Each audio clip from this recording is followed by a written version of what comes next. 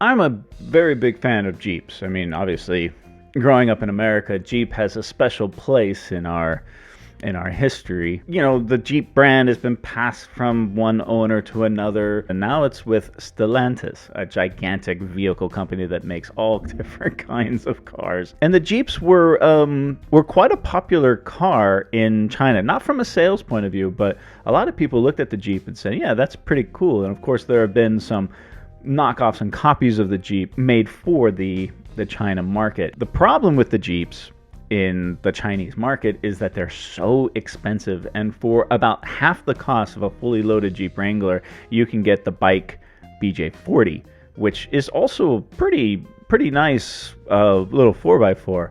And over the years, it has become more refined and more luxurious inside to compete with the Jeep. Jeep had a very aggressive growth model for the Chinese market over the last decade, really. And you see Grand Cherokees, you see regular Cherokees. The Compass is a very popular model there. And of course, the Wrangler. Things are changing now. Stellantis joint venture in China files for bankruptcy. Jeep maker Stellantis NV's money-losing joint venture in China is filing for bankruptcy following its decision to dissolve the partnership and import the SUVs into the country. Stellantis in January had said it intended to increase its share in the 50-50 partnership formed with Guangzhou Automotive Group in 2010 to 75%. The announcement caused a rift with GAC, which said it didn't know about Stellantis' plans to announce the ownership modifications, and because of slow progress on the negotiations and political influences, Stellantis reversed course in July, saying it would end the collaboration and no longer build Jeeps in China. Stellantis, in a statement on Monday, said it will continue to provide service to existing and future Jeep customers in the country. The fully impaired value of its investment in the joint venture and related assets, which is previously placed around $294 million, appeared in its financial results from the first half of 2022.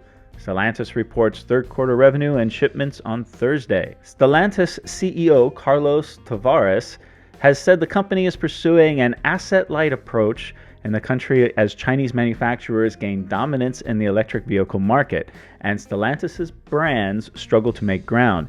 He said at a Paris Motor Show this month that Stellantis could end manufacturing in the country, including the Peugeot and Citroën vehicles, which it builds in partnership with Dongfeng Motor Company. Stellantis seeks $22 billion in net revenue by 2030 in China. Foreign automakers' share in China's automobile sales decreased almost 5 percentage points last year to about 46%, according to China Passenger Car Association. Stellantis' joint venture with GAC made up just a sliver. After a significant decline in sales over the past 4 years, it had sold fewer than 2,000 vehicles in 2022. In May, it sold only one Jeep. Of course, May timeframe of 2022, Shanghai, where I believe this is where they build these, in and around Shanghai, everything was closed. So there was no activity. I'm shocked that they were able to even sell the one Jeep during that time. Jeep's roots in China date to its days with American Motors Corporation in 1984 when it formed a Beijing Jeep joint venture. It was one of the earliest deals for vehicle production in China by a foreign brand. Yeah, I've talked about this in the past, how Jeep has a very interesting history in China alongside other traditionally American brands such as Buick.